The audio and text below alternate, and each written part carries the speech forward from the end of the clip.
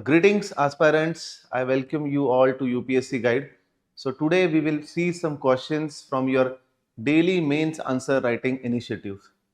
Okay, so let's look at the question. So the question says, it's not enough to talk about peace, one must believe in it. Okay, and it's not enough to believe, one must act upon it. Okay, the question itself talks about integrity, that is strictly adherence to the moral principles. What you think, what you say, and what you act should all be in the concerns. Okay, all should be related. And discuss how weapon industries of developed countries adversely influence the continuation of war. Yes, it is a clear indication that developed countries weapon industry is responsible for today's war scenarios with respect to Russia, Ukraine, Israel, Hamas, Palestine, yes, Syria, Iraq and Yemen, all these things, the responsibility of developed countries and their weapon industry. Okay, so talking about the introduction, definitely the cognitive dissonance or the duality of the Western countries or the developed countries can be quoted here. That is, they often advocate peace, democracy, and human rights. Okay, but on the other side, they also are being the major global arms suppliers, which creates a cognitive dissonance. And you can also quote the one of the sins of Gandhi is, that is morality, commerce without morality. That is business without morality, commerce without morality.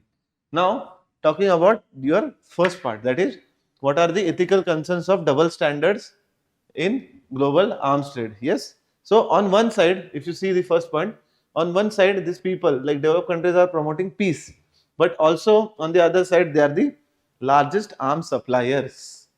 Okay, you can quote here, like I said, US provides arms to Ukraine and Israel. Okay, so promotion of peace versus arms supply.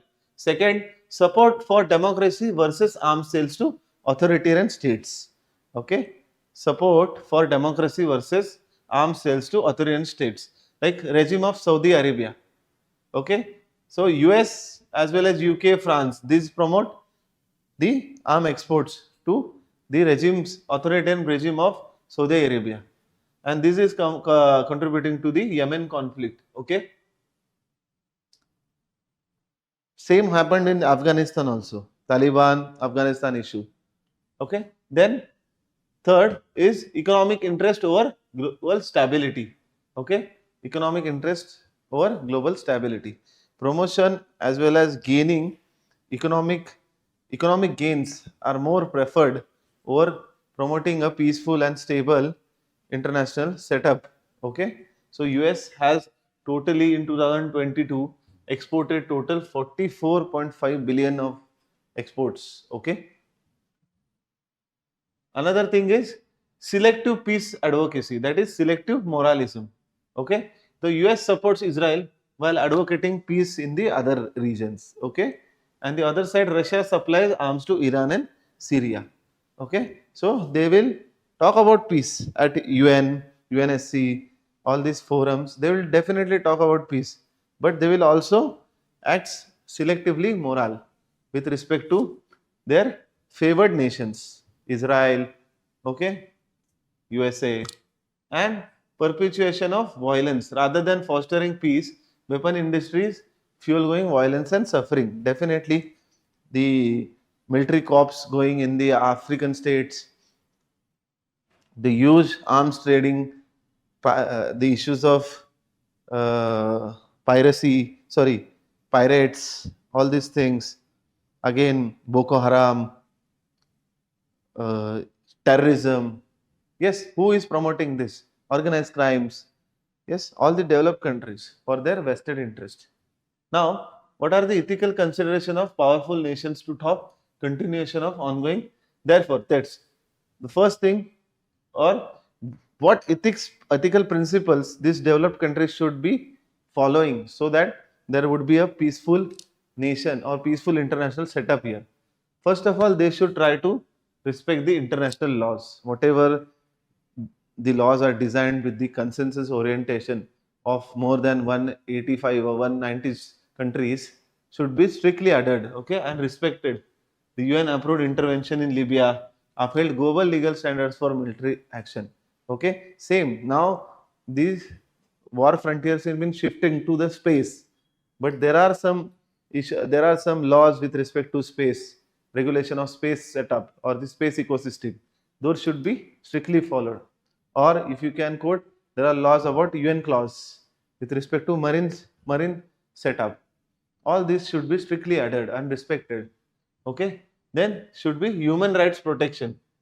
Okay, strictly or utmost priority should be at the human rights protection. Then promotion of democracy where people's will matters more rather than any authoritarian or any king over there. Okay, you can quote examples like for human rights there is NATO's Kosovo intervention. Okay, then for democracy you can see US support for the South Korea's democracies. Then again humanitarian and peacekeeping. Yes, India is the largest peacekeeping, I think second largest peacekeeping. No, this is the first. Uh, it is the largest contributor for the peacekeeping force, India. Okay. Then non-interference and respect to sovereignty. Like I said, China's checkbook diplomacy. Respect the sovereignty. Okay. India respected Sri Lanka's sovereignty during its civil war while promoting peace. Okay. Same with we respect with respect to Pakistan. Okay, as well as China. Promoting diplomacy over military actions. Yes, Iran nuclear deal avoided military conflicts through diplomacy. Yes, diplomacy, use of soft power for all these things rather than using hard power can be an effective as well as sustainable measures. Okay, to attain peace, sustainable measures, and there is adherence to war ethics. Okay, there are some principles of war ethics which should be followed here. Okay, that is war as a last resort. Okay, war as a last resort. No first use policy of weapons, no first use policy of weapons, no civilian harm, no civilian harm. All these 4 to 5 principles are included in war ethics. You can, it's also, I think it's called Geneva Convention. Yes, now we need more action rather than advocacy. Yes, there should be transparency in arm deals. Okay, arms deals should be regulated by a international body. Okay, based according to the needs. Okay, then invest in peace building initiatives, that is soft powers. Invest in soft powers. Norway's investment in peace mediation efforts like those in Sri Lanka. Yes, then accountability for governments. Yes, there should be large civic engagements as well as the role of civil societies. They should step forward and ensure accountability from the governments. Okay, always prioritize human rights over anything. Always prioritize human rights over anything, because this will ensure peace as well as human dignity. Okay, human dignity. Then strengthening arms control and ethical warfare through international treaties like Armed Trade Treaty, yes, Space Treaty, UN Clause Treaty, all these things. A proper effective regulatory mechanism should be there. Okay, and if you conclude by the quote of Mahatma Gandhi's, that an eye for an eye will only make the whole world blind. Okay, an eye for eye will make the whole country blind. Okay, let's look at one more question here. Global warming and climate change are outcomes of human greed in the name of development. Discuss ways to end this and protect life on the earth. Okay, so the question is asking about two things: global warming and climate change. Okay, with respect to human greed and in the name of development, and what these things are causing as an harm to the society. Okay, now you have to first of all discuss why this global warming and climate change are the outcomes of human greed, and secondly you have to discuss ways to end this and protect the life on the earth. Okay, more appearing like an environmental or geographical question, but this is an question from your ethical perspective. Okay, start with the quote of Mahatma Gandhi that the earth provides enough to satisfy every man's needs, but not every man's greed. Okay, needs and greed should be balanced. So, human greed in the name of development is threatening the life. Yes, you already know these points like uncontrolled resource exploitation. Yes, Amazon rainforest, a good example for the plantation tribes. Secondly, rising carbon emissions. Yes, so IPCC report the temperatures have been risen by 1.2 degrees Celsius. Third, if you see, there is loss of biodiversity, more than 60% decline since 1970, more than 60%. Okay, social inequality in the human impact.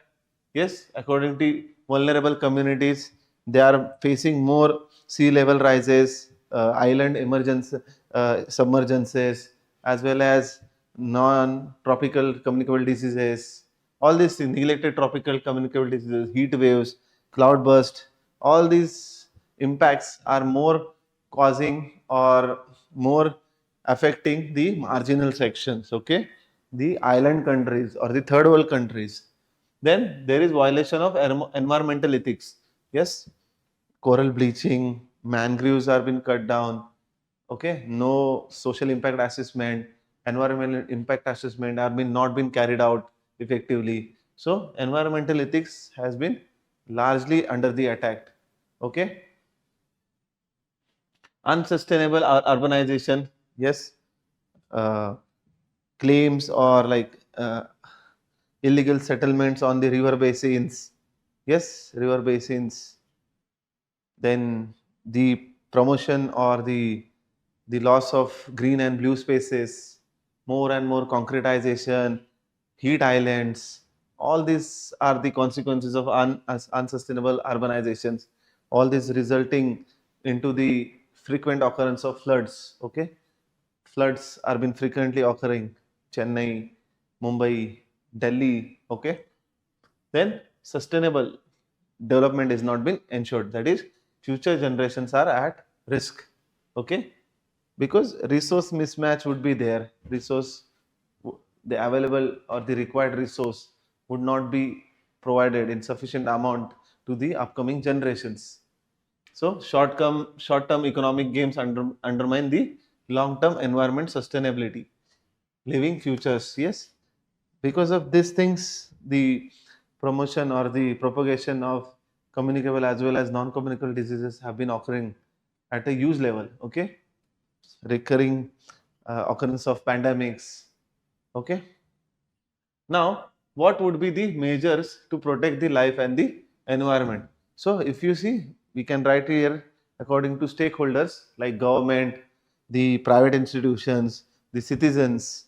Okay, so based on government, what they can do, that is it's a they can apply the deontological approach, and at the multiple levels they can go for that policy. Through policies or legislative measures they can impose a carbon tax. Okay, carbon tax.